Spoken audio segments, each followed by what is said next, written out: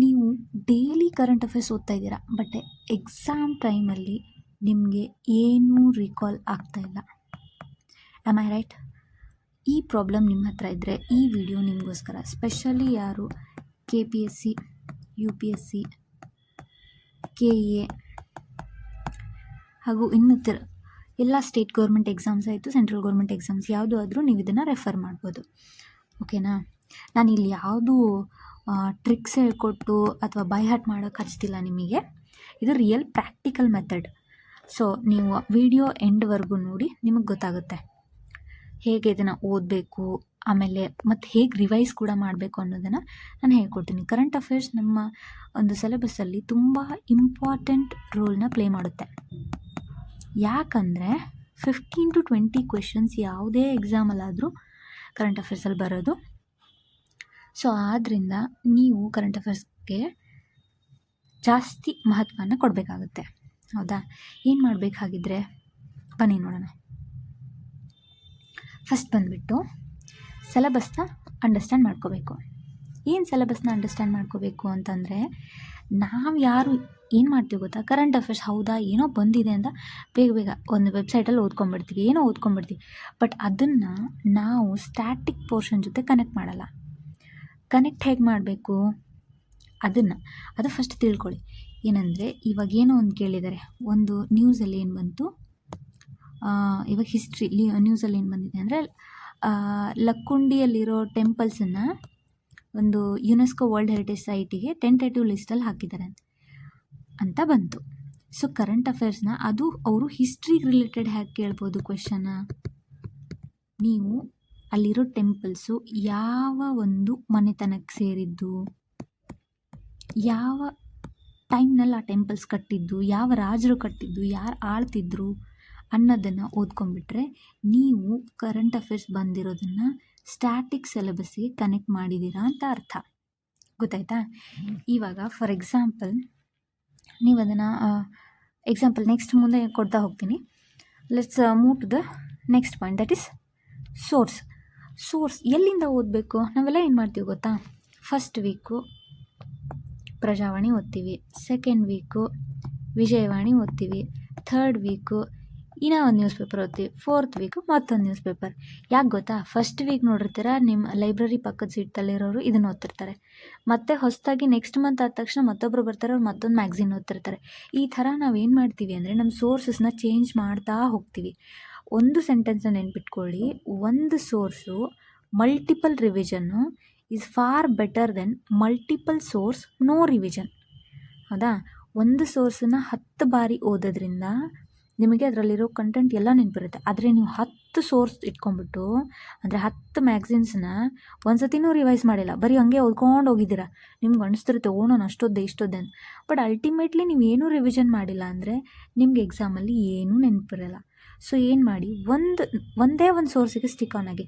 ಅದು ಪ್ರಜಾವಾಣಿ ಇರ್ಬೋದು ಅಥವಾ ಡೂ ಇಟ್ ವಾಟ್ ಎವರ್. ನೀವು ಯಾವುದೋ ಒಂದು ಮ್ಯಾಗ್ಝಿನ್ ಫಾರ್ ಎಕ್ಸಾಂಪಲ್ ಅಂತ ತೊಗೊಳ್ಳೋಣ, ಒಂದು ಎಕ್ಸ್ ಅನ್ನೋ ಮ್ಯಾಗ್ಝಿನ್ ನೀವು ಫಾಲೋ ಮಾಡ್ತಿದ್ದೀರಾ, ನಿಮಗೆ ಅದರಲ್ಲಿ ಕಂಟೆಂಟ್ ಸಿಗ್ತಿದೆಯಾ, ಅದರಿಂದ ಕ್ವೆಶನ್ಸ್ ಬರ್ತಿದೆಯಾ ಇಲ್ಲ ಅದನ್ನೆಲ್ಲ ಫೋಕಸ್ ಮಾಡಬೇಡಿ. ಅದರಲ್ಲಿ ಕಂಟೆಂಟ್ ಇದೆಯಾ, ನಿಮ್ಗೆ ಅನಿಸ್ತಿದೆಯಾ ಈ ಕ್ವೆಶನ್ಸ್ ನಿಮ್ಗೆ ಬರ್ಬೋದು ಅಂತ, ಸೊ ಅದನ್ನೇ ಫಾಲೋ ಮಾಡಿ. ಸ್ಟಿಕ್ ಆನ್ ಆಗಿ. ನಿಮ್ಮ ಪಕ್ಕದಲ್ಲಿರೋರು ಬೇರೆ ಯಾವುದೋ ತಂದರು, ಹೌದು ಆ ಸರ್ ರೆಕಮೆಂಡ್ ಮಾಡಿದ್ರು, ಆ ಯೂಟ್ಯೂಬ್ ಚಾನಲ್ ಅವ್ರು ಹೇಳ್ಕೊಟ್ರು, ಇದನ್ನು ಹೇಳ್ಕೊಟ್ರು, ನಾನು ಆ ಸೋರ್ಸ್ ಚೇಂಜ್ ಮಾಡ್ತೀನಿ ಅನ್ನೋಕ್ಕೆ ಹೋಗಿ. ನಾನಿಲ್ಲಿ ಫಾರ್ ಎಕ್ಸಾಂಪಲ್ ಪ್ರಜಾವಾಣಿ ಅಂತ ತೊಗೊಂಡಿರೋದು, because this is a popular newspaper which is mostly used by the students, ಅದಕ್ಕೆ ನಾನು ಇದನ್ನು ಯೂಸ್ ಮಾಡಿರೋದು. Then next, make short notes ಅಂದರೆ ಹೇಗೆ ಶಾರ್ಟ್ ನೋಟ್ಸ್ ಮಾಡೋದು? ಏನೋ ಒಂದು ಓದ್ತೀವಿ, ನಾವೇನು ಮಾಡ್ತೀವಿ ಗೊತ್ತಾ, ಇವಾಗ 15 ಪೇಜಿನ ನ್ಯೂಸ್ ಪೇಪರ್ನ ಹಂಗೆ ಉದ್ದಕ್ಕೆ ಓದ್ಕೊಂಡು ಹೋಗ್ಬಿಡ್ತೀವಿ. ಅದರಲ್ಲಿ ಏನೋ ನೋಟ್ಸ್ನ ನಾವು ತೊಗೊಂಡಿಲ್ಲ ಅಂತಂದರೆ ಅದು ಓದಿನೂ ವೇಸ್ಟ್. ಇವಾಗ 2 hours ಸ್ಪೆಂಡ್ ಮಾಡಿ ನೀವು ಒಂದು ನ್ಯೂಸ್ ಪೇಪರ್ನ ಓದ್ತಿದ್ದೀರಾ, ಅದರಿಂದ ಏನನ್ನೂ ಬರ್ಕೊಂಡಿಲ್ಲ ಅಂತಂದರೆ ಉಪಯೋಗ ಇಲ್ಲ. ಮೇಕ್ ಶಾರ್ಟ್ ನೋಟ್ಸ್ ಹೇಗೆ ಮಾಡ್ಕೋಬೋದು? You can use sticky notes like this. ಇದು ಸ್ಟಿಕ್ಕಿ ನೋಟ್ಸ್ನ ನೀವು ಯೂಸ್ ಮಾಡ್ಕೋಬೋದು. ನಾನು ಸುಮ್ಮನೆ ಹಂಗೆ ಸಾಧನಾ ಸ್ಪಿಯರ್ ಅಂತ ಬರೆದಿದ್ದೀನಿ, ಬಿಕಾಸ್ ಚಾನಲ್ ನೇಮ್ ನಿಮ್ಮ ಎಲ್ಲರೂ ಮೈಂಡಲ್ಲಿ ಅದು ಇರಲಿ ಅಂತ. ಯು ಕ್ಯಾನ್ ರೈಟ್ ದೀಸ್ ಈ ಥರ ಸ್ಟಿಕ್ಕಿ ನೋಟ್ಸ್ ಸಿಗುತ್ತೆ, ಅಥವಾ ಕಲರಲ್ಲಿ ಒಂದು ಚಿಕ್ಕದು ಸಿಗುತ್ತೆ. ಸೊ ಫಾರ್ ಎಕ್ಸಾಂಪಲ್ ನಾನು ಹೆಂಗೆ ಬರೆದಿದ್ದೀನಿ ಅಂದರೆ, PM ಇದು ಅಂದರೆ ಪ್ರಧಾನ ಮಂತ್ರಿ ಮತ್ಸ್ಯ ಸಂಪದ ಯೋಜನಾ ಬಗ್ಗೆ ನ್ಯೂಸ್ ಪೇಪರಲ್ಲಿ ಬಂತು. ಏನು ಬಂತು ಅದನ್ನು ನಾವು ಏನು ಬರ್ಕೋಬೇಕು, ಇದು ಯಾವುದಕ್ಕೆ ರಿಲೇಟೆಡು? ಮತ್ಸ್ಯ ಅಂದರೆ ಫಿಶರೀಸಿಗೆ, ಫಿಶರೀಸ್ ಸೆಕ್ಟರ್ ರಿಲೇಟೆಡಾ? ಅದು ಯಾವಾಗ ಲಾಂಚ್ ಆಯಿತು? 2020ಯಲ್ಲಿ ಇದನ್ನು ಲಾಂಚ್ ಮಾಡಿದರು. ಎಷ್ಟು ಕ್ರೋರ್ ಅಲೋಕೇಶನ್ ಮಾಡಿದರು? 20,000 crore ಅಲೋಕೇಶನ್ ಮಾಡಿದರು. ಸೊ ಇಷ್ಟನ್ನು ಒಂದು ಸ್ಟಿಕ್ಕಿ ನೋಟ್ಸಲ್ಲಿ ನಾನು ಬರೆದಿಟ್ಕೊಂಡ್ಬಿಟ್ರೆ ನನಗೆ ಅದರಿಂದ ಏನು ಕ್ವೆಶನ್ ಬಂದರೂ ನಾನು ಆನ್ಸರ್ ಮಾಡ್ಬೋದು. ಓಕೆನಾ? ಸ್ಕೀಮ್ ಬಗ್ಗೆ ಕ್ವೆಶನ್ ಜಾಸ್ತಿ ಕೇಳ್ತಾರೆ.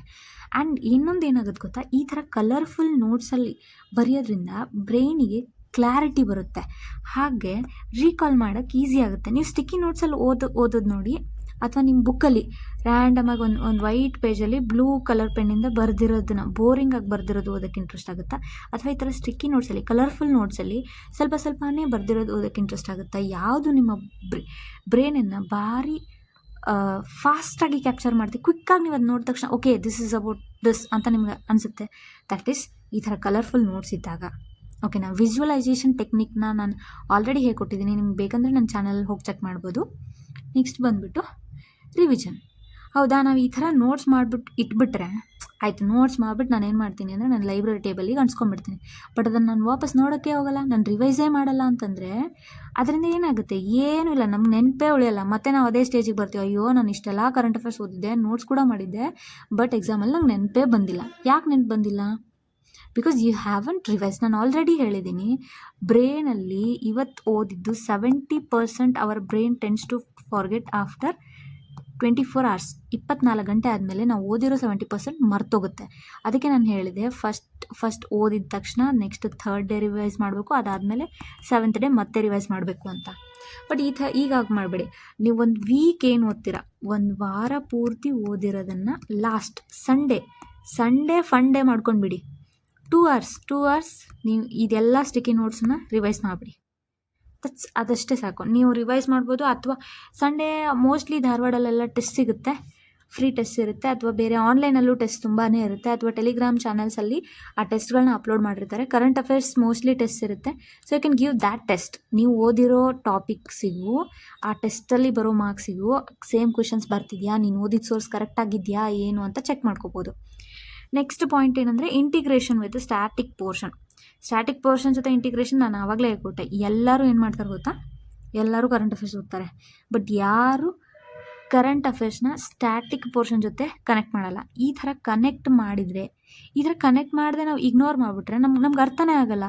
ಬಿಕಾಸ್ ಫಾರ್ ಎಕ್ಸಾಂಪಲ್ ನಾವು ಏನು ತೊಗೊಳ್ಳೋಣ ಗೊತ್ತಾ, ಇವಾಗ ಇನ್ಫ್ಲೇಷನ್ ಅಂತ ಟಾಪಿಕ್ ನ್ಯೂಸ್ ಪೇಪರಲ್ಲಿ ಬಂತು ಅಂದ್ಕೊಳ್ಳೋಣ. ಇನ್ಫ್ಲೇಷನ್ ಅಂದರೆ ಇದೆ, ಅದು ಏನಂದರೆ ರೈಸ್ ಇನ್ ಪ್ರೈಸ್, ಜನರಲ್ ಗೂಡ್ಸಿಂದು ಪ್ರೈಸ್ ಜಾಸ್ತಿ ಆಗುತ್ತಲ್ವ, ದಟ್ ಈಸ್ ಕಾಲ್ಡ್ ಇನ್ಫ್ಲೇಷನ್. ಕನ್ನಡದಲ್ಲಿ ಮೇ ಬಿ ಅದು I don't know exact word, but ನಿಮ್ಗೆ ಗೊತ್ತಾಗುತ್ತೆ. ನಾನು ಹೇಳ್ತಿರೋದೇನೆಂದರೆ, ಅಂದರೆ ಎಕನಾಮಿಕ್ ಟಾಪಿಕ್ ಯಾವುದು, ಇನ್ಫ್ಲೇಷನ್ ಇಷ್ಟು ಪರ್ಸೆಂಟ್, ಎಷ್ಟು ಅಂದ್ಕೊಳ್ಳೋಣ, ಒಂದೆಷ್ಟು 4% ರೈಸ್ ಆಗಿದೆ ಅಂತ ಕೊಟ್ಟರು ಅಂದ್ಕೊಳ್ಳಿ.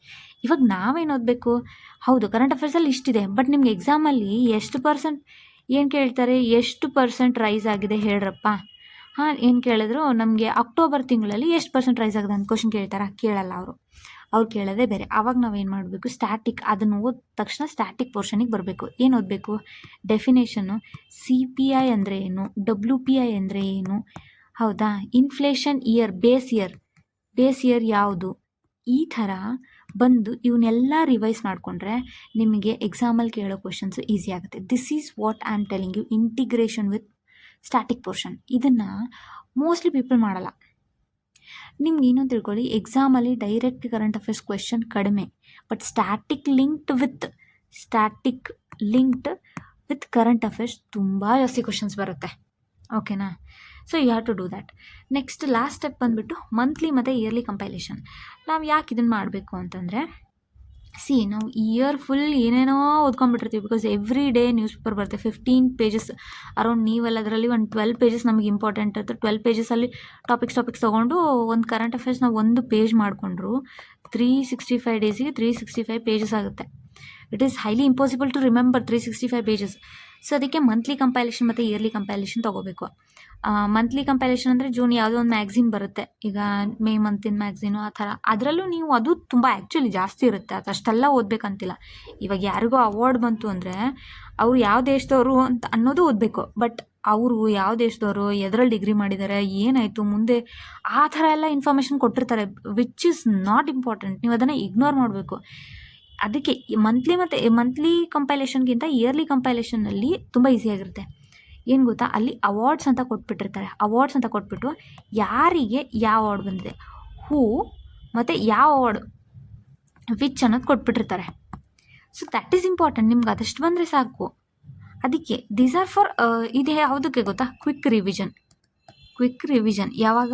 ಎಕ್ಸಾಮ್ ಹಿಂದಿನ ದಿನ ಅಂದರೆ ಹಿಂದಿನ ದಿನಾನೇ ಇಯರ್ಲಿ ಕಂಪೈಲೇಷನ್ ಓದೋಕ್ಕಾಗುತ್ತಾ? ಇಲ್ಲ. ಸೊ ಲೈಕ್ 1 ಮಂತ್ ಎಲ್ಲ ಇರ್ತಿರ್ಬೇಕಾದ್ರೆ ನೀವು ಇಯರ್ಲಿ ಕಂಪೈಲೇಷನ್ನ ಒಂದು 2-3 ಟೈಮ್ಸ್ ಓದಿರಬೇಕು. 2-3 ಟೈಮ್ಸ್ ಓದಿದರೆ ಎಕ್ಸಾಮ್ ಹಿಂದೆ ಒಂದು 2 ಡೇಸಿಂದ ಅಷ್ಟೇ, 2 ಡೇಸ್ 1 ಡೇನು ಸುಮ್ಮನೆ ನಿಮ್ಗೆ ಓದೋಕ್ಕಾಗಲ್ಲ. ಲಾಸ್ಟ್ ಡೇ ಎಲ್ಲ ನಿಮ್ಗೆ ಓದೋಕ್ಕಾಗ್ತಿರಲ್ಲ.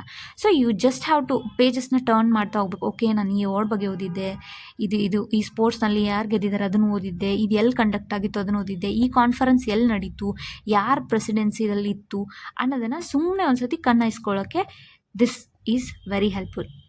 ನಾನು ಅಂದ್ಕೊಂಡಿದ್ದೀನಿ ಇದಿಷ್ಟು ಸ್ಟೆಪ್ಸ್ನ ನೀವು ಫಾಲೋ ಮಾಡಿ ನೋಡಿ, ನಿಮ್ಗೆ ತಂತಾನೇ ಅನಿಸುತ್ತೆ, ಓ ಹೌದಲ್ಲ, ನಾ ಏನೋ ಒಂಥರ ಚೇಂಜ್ ಆಗಿದೆ. ನಿಮ್ಮೆಲ್ಲ ಕಾನ್ಫಿಡೆನ್ಸ್ ಬರುತ್ತೆ. ಹೌದು, ನಾನು ಮುಂಚೆಗಿನ ಚೆನ್ನಾಗಿ ನನಗಿವಾಗ ಬರುತ್ತೆ, ನಾನು ಕರೆಂಟ್ ಅಫೇರ್ಸ್ನ ನನಗೆ ಅನಿಸುತ್ತೆ ಇವಾಗ ನಾನು ಎಲ್ಲ ಓದಿದ್ದೀನಿ ಅಂತ ನಿಮ್ಗೆ ಅನಿಸುತ್ತೆ. ಕ್ವೆಶನ್ ಪೇಪರಲ್ಲಿ ಬಂದರೂ ಓಕೆ ನಾನು ಇನ್ನೆಲ್ಲೂ ಓದಿದ್ದೀನಲ್ಲ ಅಂತ ಕನೆಕ್ಟ್ ಆದರೂ ಮಾಡೋಕ್ಕೆ ಬರುತ್ತೆ. So what I am telling is, ನೀವು ಸ್ಮಾರ್ಟ್ ಆಗಿರಬೇಕು. ಇಂಟಿಗ್ರೇಟ್ ಮಾಡೋದ್ರಲ್ಲಿ ಸ್ಮಾರ್ಟ್ ಆಗಿರಬೇಕು. ಡೈಲಿ ಏನು ಜಾಸ್ತಿ ಹೋಗಲ್ಲ, 20 ಮಿನಿಟ್ಸ್ ಸ್ಪೆಂಡ್ ಮಾಡಿ. 2 ಮಂತ್ಸ್ ಅನ್ನೋಷ್ಟೊತ್ತಿಗೆ ನಿಮ್ಮಲ್ಲಿ ಕಾನ್ಫಿಡೆನ್ಸ್ ಬಂದಿರುತ್ತೆ, ನಿಮ್ಗೆ ಏನು ಮಾಡಬೇಕು ಅಂತ ಗೊತ್ತಾಗಿರುತ್ತೆ. ಸೊ ದಯವಿಟ್ಟು don't give up, keep revising. Revision is very very important. ಓಕೆನಾ? ಐ ಹೋಪ್ ಈ ವಿಡಿಯೋ ಯೂಸ್ಫುಲ್ ಅಂತ ಫೀಲ್ ಆಗಿದ್ರೆ ನೀವು ಈ ವಿಡಿಯೋನ ಲೈಕ್, ಶೇರ್ ಮತ್ತು ಸಬ್ಸ್ಕ್ರೈಬ್ ಮಾಡಿ. ಹಾಗೆ ಇದು ಮತ್ತೆ ನಿಮಗೆ ಮುಂದೆ ಬರೋ ಯಾವುದೇ ಎಕ್ಸಾಮ್ ಆಗಿದ್ರೂ ಪ್ರಿಪ್ರೇಷನ್ಗೆ ಈ ವಿಡಿಯೋ ನಿಮಗೆ ಹೆಲ್ಪ್ಫುಲ್ ಆಗುತ್ತೆ. ಹಾಗೆ ಈ ನನ್ನ ಚಾನಲ್ಗೆ ಸಬ್ಸ್ಕ್ರೈಬ್ ಮಾಡಿ ಇಟ್ಕೊಳ್ಳಿ. ನಿಮ್ಗೆ ನೆಕ್ಸ್ಟ್ ಏನೇ ಬೇಕಿದ್ರೂ ನೀವು ಕಮೆಂಟ್ ಮಾಡಿ ತಿಳಿಸ್ಬೋದು, ನಾನು ಅದನ್ನು ನೆಕ್ಸ್ಟ್ ವೀಡಿಯೋಲಿ ತಗೊಂಡು ಬರ್ತೀನಿ. Thank you.